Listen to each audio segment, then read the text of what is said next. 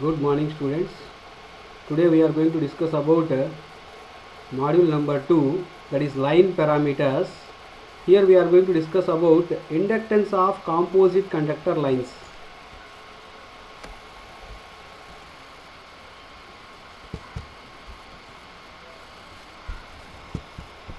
So, inductance of composite conductor lines. Here I am going to take the two conductors. These conductors are called as composite conductor lines, because if you see that here there are a set of conductors like conductor A, conductor B, conductor C and conductor X at a location of conductor P. So at P location these all are the conductors. At Q location there are conductors A dash, B dash, C dash and Y at the location of Q. So consider a single phase two wire system. This is nothing but a single phase two wire system. Let us consider two conductors, let us say P and Q. So which are all composite conductors, and conductor B is consisting of X identical parallel filaments.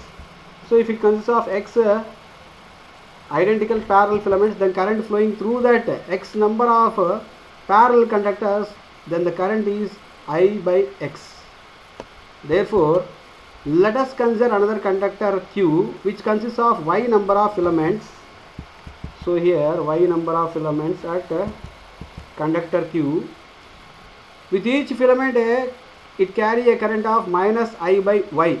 That means here the current carrying by Q location or conductor Q at Y location, which carries the currents in opposite to the current what carrying at conductor P.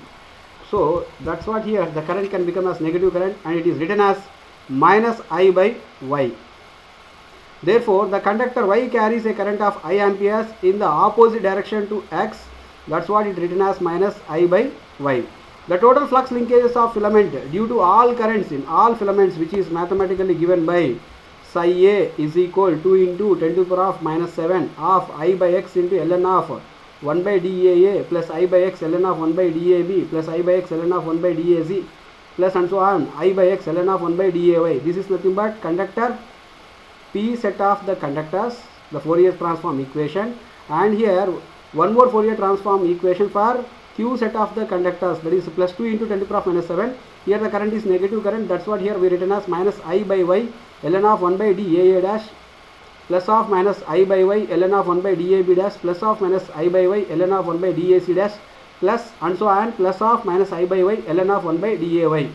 So in these two Fourier transform equations which are given for the set of conductors at P location and set of conductors at Y location.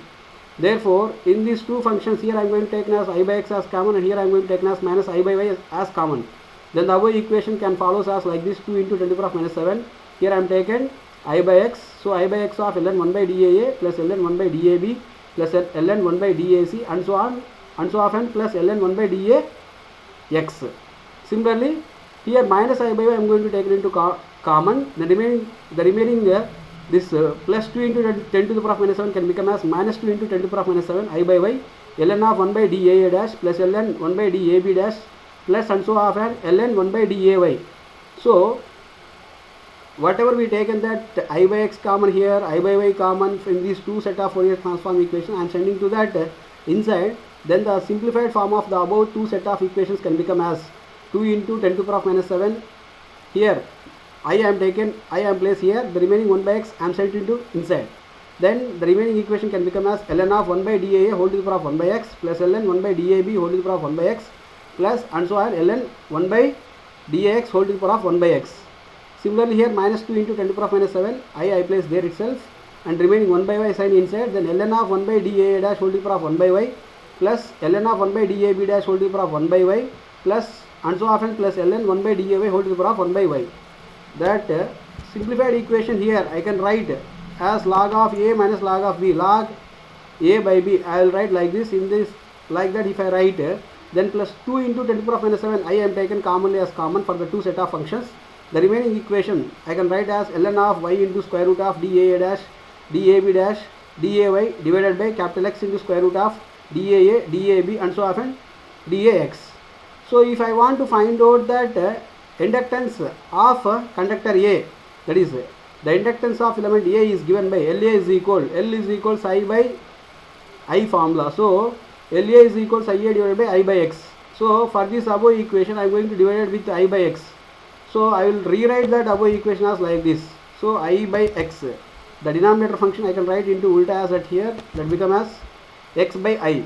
Here I and I get cancelled. The remaining equation is La is equal to into 10 to the power minus 7 ln of capital Y square root of dAA dash dAB dash and so often dAY divided by capital X into square root of dAA dAB and so often dAX into x. So this x I am going to multiply inside, then it become as La is equal to into 10 to the power minus 7 ln of capital X into Y square root of remaining function. Like that I am going to find out that the mutual inductance of element B, which is given by LB is equal to IB divided by I by x, that is equal to the above equation. Again I am going to written as like this, 2 into 10 to the power minus 7 I into ln of here y into square root of dBA dash dBB dash and so often dB dash divided by capital X into square root of dBA dBB and so often dBy divided by I by x. The simplified equation as follows as like this. Therefore L average, that is equal LA plus LB plus LC and so often LX divided by x. So LP is nothing but L average, that means the inductance of P conductor, that is nothing but L average. Therefore LP is equal, L average means we can write that 2 into 10 to the power minus 7 ln of x y into square root of dA dash dAB dash and so often dAy of dBA into dBB dash and so often dBy and so often plus dXA dash and so often dXy divided by capital X into square root of dAA into dAB and so often dAX, then again dBA into dBB and so often d by x, next and so on dXA and so often dXX. So this is the overall inductance of P conductor, that is LP. So this equation again, that means here whatever x is there, that x I can multiply into here, then I got 2 into 10 to the power minus 7 ln of xy into square root of dAA dash dAB dash and so often dAy into dBA into dBB dash and so on dBy, then and so often dXA dash and so on dXy divided by capital X into square root of dAA dash into dAB and so often dAX into dBA dash into dBB and so often dBX and so often dXA and so often dXX.